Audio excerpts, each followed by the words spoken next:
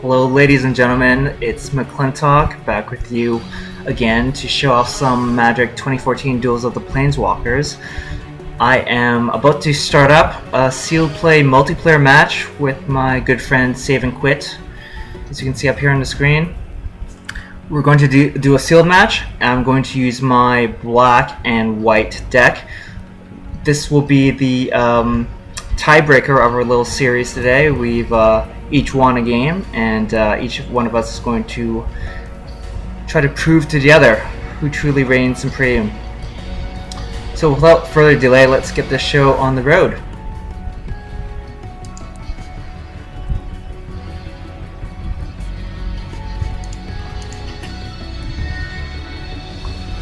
Alright, so the first duel I had was pretty good.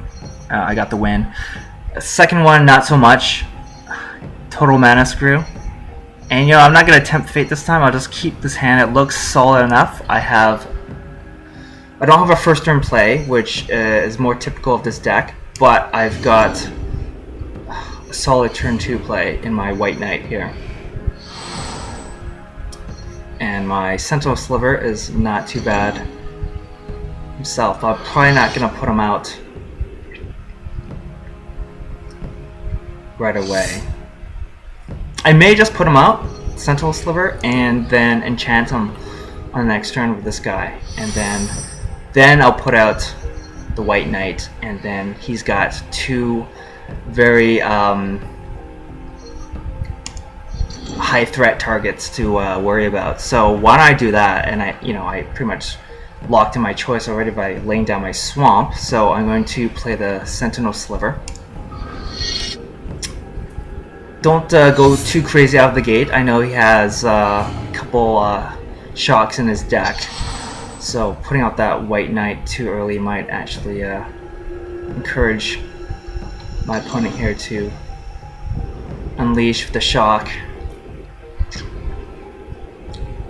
Okay, that's great. So he's having a bit of a slower start than in the previous match. At this point, I want to put down... Should I scare him? I just scare him. I might want to put out the Nighthawk. So I'm just going to do an attack. I'm not going to enchant my Sliver yet. I kind of want to just see what he does for his first couple plays on his side. But you know what? I will put out the Vampire Nighthawk, because this guy is gonna...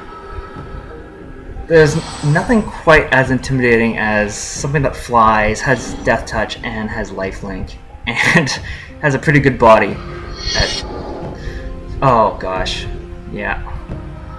Well, we all know what the target's gonna be here. Well played. Well played. That's a timely Fiend Hunter. There he is, Fiend Hunter. Very good card. Alright, so now we go to plan B, and my plan B is to put a Spare Mantle on my Sliver. That makes him 3/3, and he'll have protection from creatures.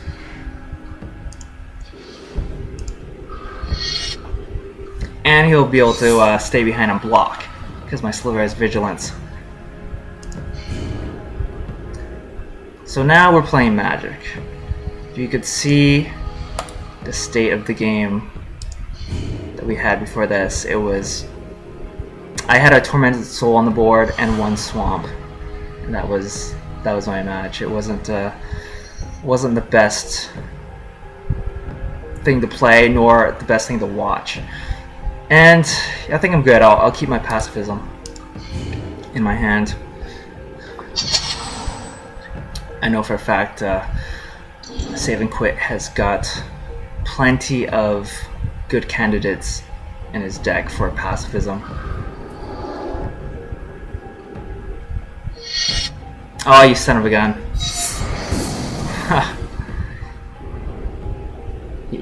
He might have had a feeling I had a card with 2 white casting cost. Who knows? The important thing is I'm still getting my lands, and still got one plane, so I can do a pacifism if I need it.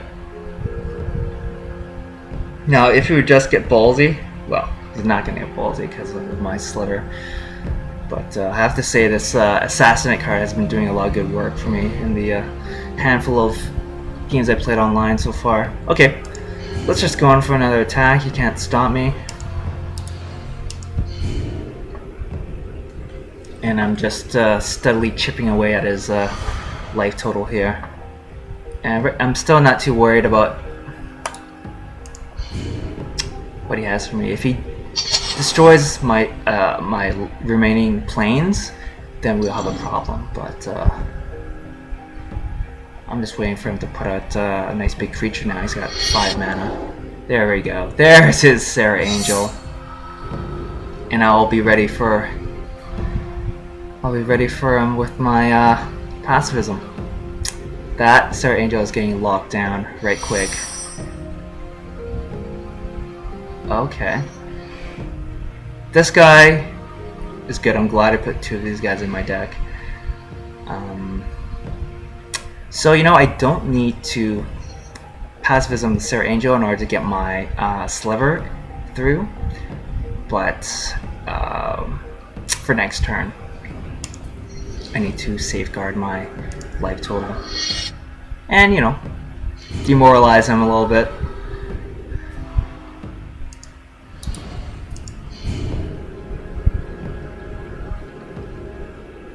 Yeah, I was talking about the effect of putting out Vampire Nighthawk. How it's such an impressive creature. There's also nothing worse than putting out your 5 mana creature and then next turn just having it destroyed or disabled by your opponent. Okay, so he's got his Master of Diversion out, which is going to be a problem for me. I'm not going to be able to block his attack. He can actually come in with both his Fiend Hunter and his Master Diversion on his next turn for an attack. I still only have 1 creature on the board, but I do want him to attack with the Fiend Hunter so I can slap him with this Assassinate. I could really do with a Plains right about now just to get my White Knight out, but you know, I kind of have things under control still. I'm really riding on the coattails of this sliver, and I'm just lucky he hasn't drawn a burn spell to remove the sliver just yet, because that is really the only way he can get rid of it at this point. Or if he has some black removal in there in his deck. I'm not going to play this guy yet because I want to make use of his ability this time. I've gone to trouble just playing this guy too soon, and then I'll kick myself when my opponent puts out a really nasty enchantment, like a pacifism. Or a Spirit Mantle. Oh, jeez. Nicely done. I'm guessing he would only have 1 of those in his deck. It's not something to load up on. But yeah, he's gonna really get me back this time. And he's attacked with his Fiend Hunter, which is exactly what I wanted. So in 1 turn he's got me down from 20 to 14, which is not too bad. Borrowed my sliver. But you know what? I have some options now. I can get my Vampire Nighthawk back, or I can just put on my White Knight. My White Knight, however, is vulnerable to his creatures since he only has protection from black. So not quite the home run I want, so I'm just gonna not dilly-dally too much here. I'll just do my attack. He can't stop me. Get him down to 3. He's on a 1-turn clock now. You know what? It's time. I want my Vampire Nighthawk back. I can put this guy, but I really want to take back what's mine.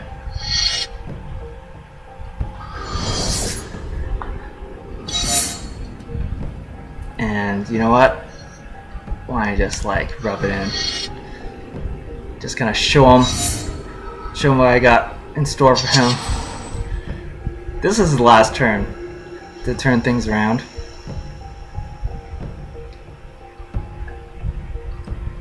And I'm guessing he's sweating right about now. Just, trying to figure out how I can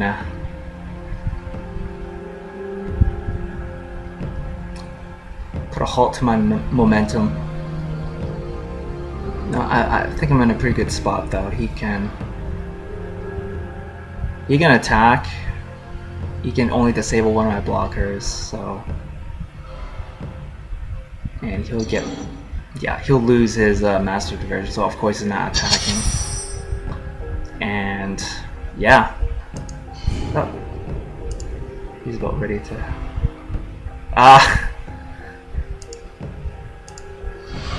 Yeah. Well, GG.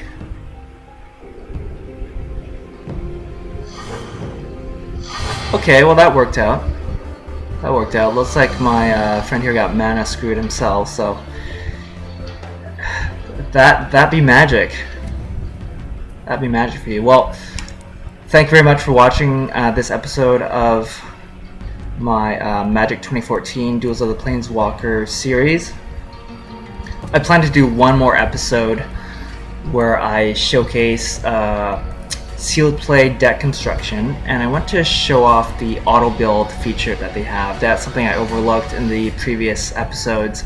So if you'll join me next time, we'll just do a quick video where we let the computer auto build our decks, and we'll see how good of a job it actually does. Until then, thanks so much for watching. This is Maclintok, signing out.